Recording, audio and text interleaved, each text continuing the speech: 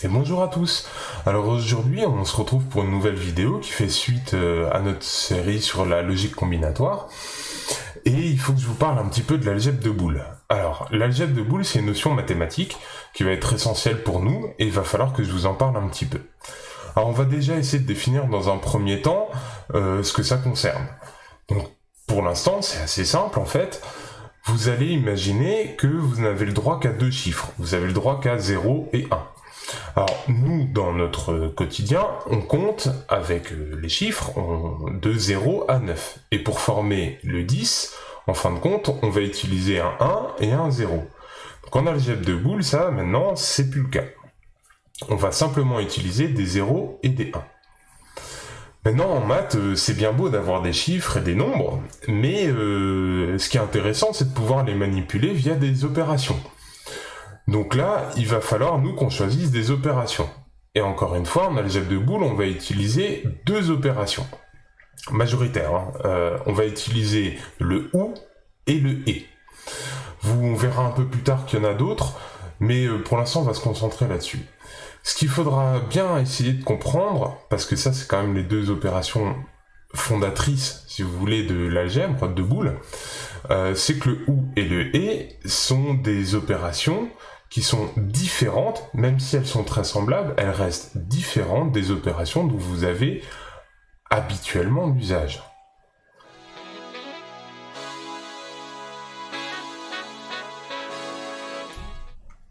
Alors là, on va parler justement des opérations qui concernent l'algèbre de Boole, et notamment le et le OU, et je vais vous en montrer quelques-unes autres. Alors, on va passer sur la feuille, voilà. Donc on est bien d'accord que pour faire des opérations, en général, en maths, on a quand même besoin de deux chiffres, ou deux nombres, peu importe. Donc là, nous, on va choisir deux chiffres, on va les appeler A et B. Et pour représenter ça, eh bien, c'est tout simple, je vais essayer de définir l'opération A et B. Vous noterez que le et se note par un point.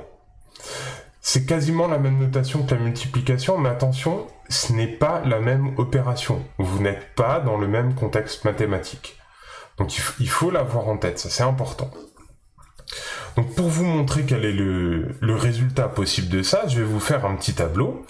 Donc je vais prendre mon premier chiffre qui est A, mon deuxième chiffre qui est B, et puis ici je vais noter les différentes possibilités qu'on peut avoir avec ces chiffres-là. Je me suis gouré, mais c'est pas grave. Donc maintenant, on va regarder qu'est-ce que ça peut donner A et B. Donc ici, je vais chercher à faire... Alors, même si ce que je vais vous dire, ça va vous sembler identique à la multiplication, et ce sera la même chose pour toutes les autres opérations, il faudra bien faire attention à ne pas les confondre. Ce n'est pas des opérations classiques, c'est dans un autre contexte mathématique. Je ne peux pas plus le répéter, et je ne peux pas plus insister là-dessus. Donc même si ce que je vais dire, ça semble similaire, ça ne l'est pas. D'accord ? C'est hyper important. Alors quand on fait 1 et 0, ça va nous donner un 0. C'est la même chose quand vous faites 1 fois 0, vous obtenez 0.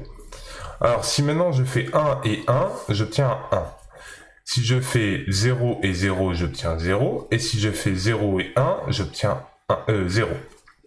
Alors vous pouvez noter que si ici vous faites une multiplication classique, vous obtenez exactement le même résultat. Là où les choses vont être différentes, c'est quand on va passer au OU. Donc ça, je vous le rappelle, ça c'est le et. Voilà, donc je vais vous le noter quand même. Voilà, donc ça c'est le et. Maintenant on va parler du OU. Alors le OU se note avec un plus. Oui, je sais, ça aide pas à faire le distinguo, mais bon. Donc ça se note comme ça. Alors toujours pareil, je vais faire un petit tableau.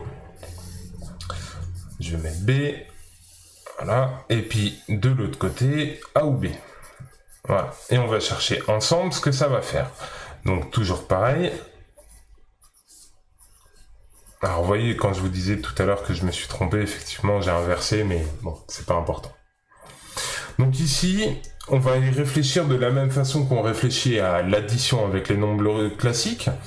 Donc si vous faites 0 plus 0, ça fait bien 0. Donc jusque-là, tout va bien. Si vous faites 0 plus 1, ça fait 1. Encore une fois, tout va bien. Si vous faites 1 plus 0, eh bien là, ça va faire 1 aussi. Par contre, si vous faites 1 plus 1, normalement, ça fait 2. Sauf que 2, ça n'existe pas en algèbre de Boole. C'est ce qu'on disait tout à l'heure, ce n'est pas les mêmes opérations, vu qu'on n'est pas dans le même contexte. Donc là, 1 et 1, eh bien, cette fois-ci, ça va faire 1. On peut imaginer la chose suivante, même si c'est faux, et c'est mieux de pas réfléchir comme ça, mais bon, je vais le dire quand même. Si vous faites 1 plus 1, ça fait normalement 2, et vous allez considérer que tout ce qui est supérieur à 1 fait en réalité 1, en algèbre de Boole. C'est une façon de le voir, même si c'est mathématiquement, c'est pas top de faire ça. Alors, il y a une autre opération qu'on va voir ensemble, c'est le nom. Alors, pour faire un nom, c'est tout bête, le nom, il s'écrit avec une barre, comme ceci. Vous pouvez trouver une notation qui sera similaire, où on met la barre devant. Ça, c'est quand vous voulez taper ça sur Word, par exemple. La barre au-dessus est difficile, enfin, est plus difficile à atteindre. Donc, vous pouvez mettre un slash devant, ça marche très bien. Donc ici, on a besoin que de 2 colonnes. Donc si ici j'ai A et qu'ici j'ai non A, et bien en fait c'est tout simple, je vais faire l'inverse. Quand j'ai un 0, je mets un 1, quand j'ai un 1, je mets un 0. Voilà, donc ça c'est pour tout ce qui concerne donc le nom.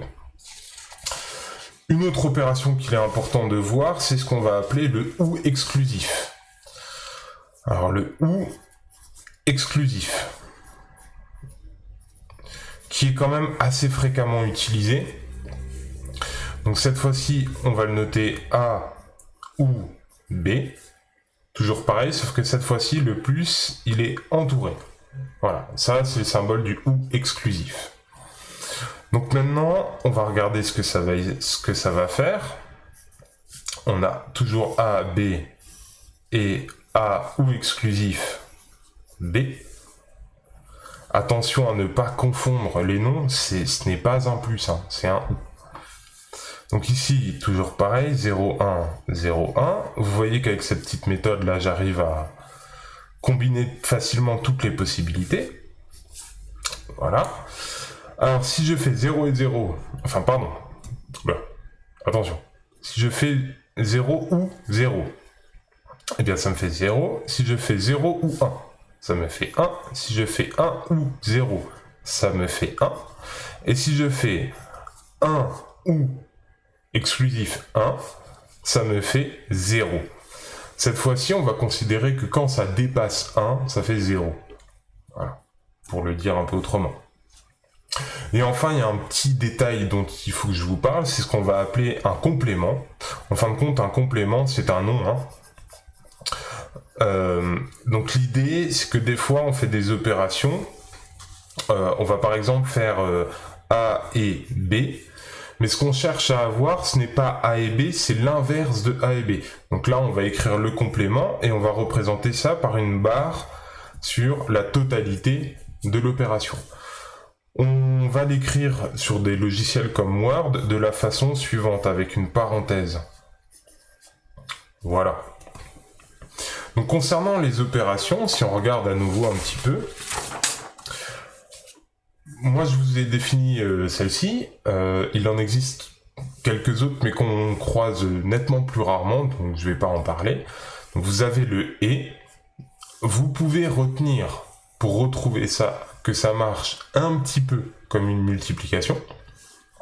Vous avez le « ou », qui lui marche un petit peu comme une addition, et quand on va dépasser 1, eh bien ça fait 1. Vous avez le « non », qui en réalité correspond à l'inverse de ce qu'on veut.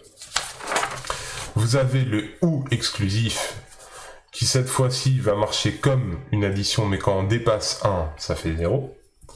Et vous avez le complément, qui en réalité est le nom d'une opération plus conséquente.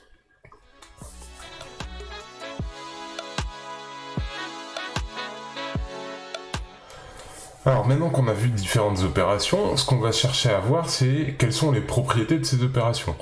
quand vous faites des calculs classiquement en mathématiques, vous savez que la multiplication se distribue sur l'addition, mais que l'inverse n'est pas vrai.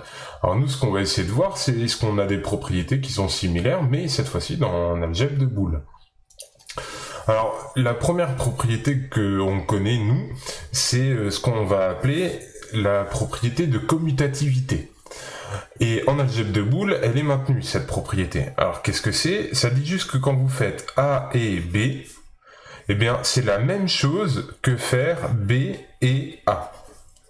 C'est tout bête à dire, mais c'est pas forcément le cas avec toutes les opérations. Par exemple, quand vous travaillez avec des vecteurs et que vous faites un produit vectoriel, quand vous faites A produit vectoriel B, et ben ça fait pas le même résultat que B produit vectoriel A.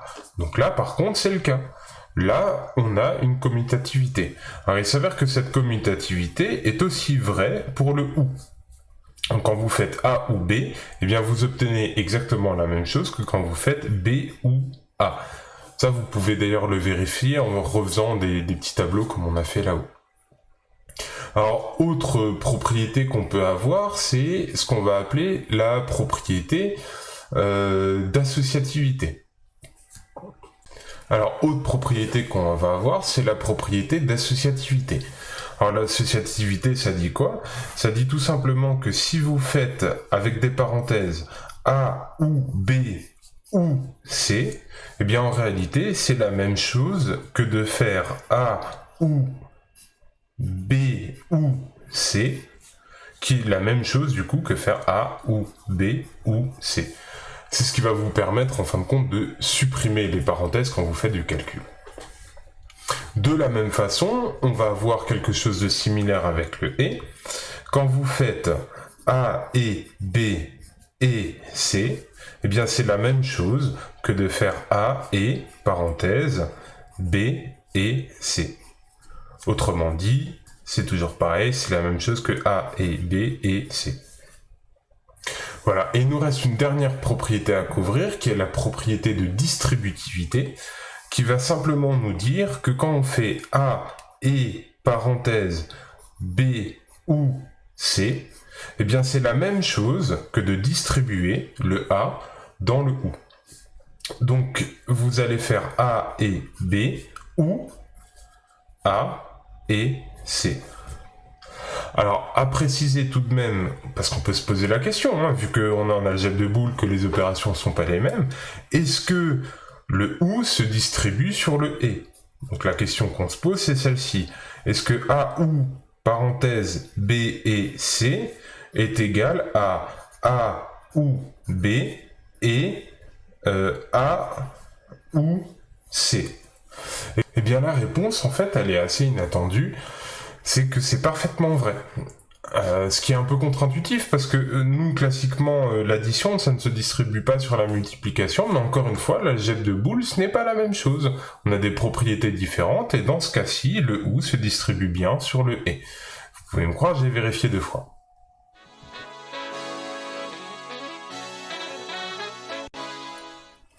Alors maintenant, on va parler de quelques résultats particuliers qu'on peut avoir avec certains calculs qui vont nous aider un peu plus tard à mieux comprendre, donc l'algèbre de Boole, effectivement, et à mieux comprendre les systèmes qui répondent à une logique combinatoire. Donc concernant ces différents résultats, on va commencer avec déjà, essayons de calculer A et 0. Alors A est 0, peu importe la valeur de A, si A vaut 0 ou 1, de toute façon ici j'ai un et un 0, donc ça fera toujours 0. Maintenant si j'ai A et 1, alors si A vaut 0, ça fait 0 et 1, ça fait 0. Si A vaut 1, ça fait A et 1, ça vaut 1. Autrement dit, A et 1, ça fait A. Ça recopie en fait sa valeur. Maintenant, si je fais avec un OU, si je fais A ou 0, eh bien je vais suivre la même logique. Si A vaut 0, ça fera 0. Si A vaut 1, ça fera 1. Donc à ce moment-là, c'est la même chose que A. Maintenant, si je fais A ou 1, eh bien cette fois-ci, je vais obtenir forcément 1. Alors maintenant, il y a d'autres choses qu'on peut voir, hein. qu'est-ce que ça fait si je fais A ou A? Alors si A vaut 0, ça fait 0 ou 0. Bon, voilà. Si A vaut 1, ça fait 1 ou 1. Donc autrement dit, A ou A, bah, ça fait A. Si maintenant, de la même façon, je cherche la valeur de A et A, et bien cette fois-ci, de la même logique, ça fera A. Pourquoi? Parce que si A vaut 0, ça fait 0 et 0, bah, 0, donc c'est la même valeur. Et si je fais A vaut 1, ça fait 1 et 1, autrement dit 1. Donc c'est la même valeur. Il nous reste encore à voir qu'est-ce que ça donne si je fais A ou A bar. Alors cette fois-ci, si A vaut 0, ici ça vaut 1. Donc ça fait 0 ou 1, 1. Si maintenant je fais A il vaut 1, ici ça me fait 1, ici ça fait 0, et donc ça fait 1 ou 0, 1. Donc autrement dit, A ou A bar, ça fera systématiquement 1. Enfin, je peux chercher qu'est-ce que fait A et A bar. Alors cette fois-ci, si A vaut 0, c'est-à-dire que ici ça vaut 1, ça fait 0 et 1. Donc 0. Si A vaut 1, ici ça vaut 0, donc ça fait 1 et 0, ce qui fera toujours 0. Voici les quelques petits résultats un petit peu particuliers. Alors pourquoi je vous parle de ces résultats-là? Encore une fois, quand on va faire de la logique combinatoire, vous allez voir que des fois, on va obtenir des calculs qui sont très longs, et c'est souvent pratique de les simplifier. Ces quelques résultats un peu particuliers vont souvent nous permettre de beaucoup nous aider à simplifier ces résultats d'analyse.